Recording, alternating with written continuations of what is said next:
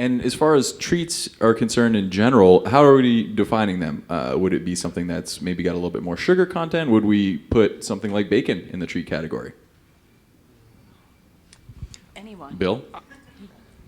I don't know about bacon. It's interesting with food, the way it's available to us all now. We get in our car, we go to the grocery store, we hand them a piece of plastic, and we come home with food. It's pretty disconnected from the way that food has been for our ancestors. If you wanted honey, you'd climb a tree and you'd get the honey. And you wouldn't have honey every day for 6 months. You'd have honey for maybe a day and a half, and then you'd be back to shooting wild bison or with a stick or whatever. So,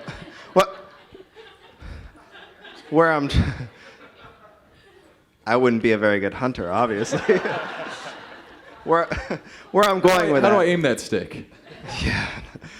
Where I'm going with that is that, and I think all of my peers up here can, agree with this point, is that when you go to the trouble of making your own food, like bacon, for example, bacon is a process. You make a rub with salt and sugar and spices. It goes in a refrigerator or a cool place for a week. Then you rinse all that off. Then you smoke it.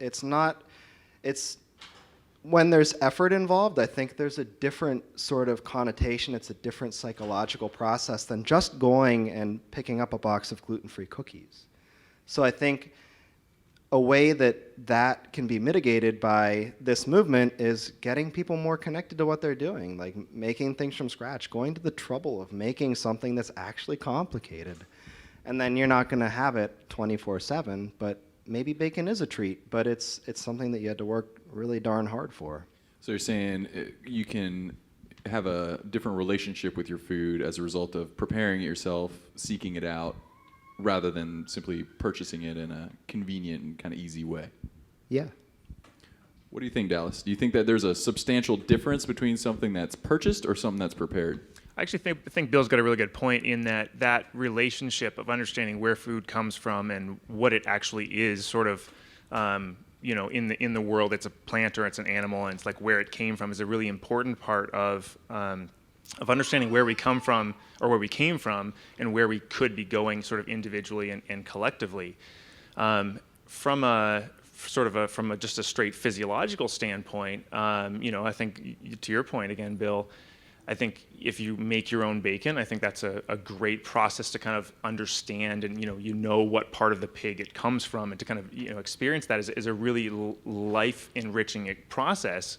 And in the context of the history, which is kind of how we started this discussion, bacon would make up a really small percentage of your total pork intake because it's actually a very small piece of the pig overall. So I think if you look at intake, whether you're looking at a seasonal honey availability or whether you're looking at bacon consumption as a percentage of the total pig, those are all still relatively small things. And I think for me, that's how I think about the concept of treat, is what's the context of a normal life cycle, a normal season, a normal animal, or whatever.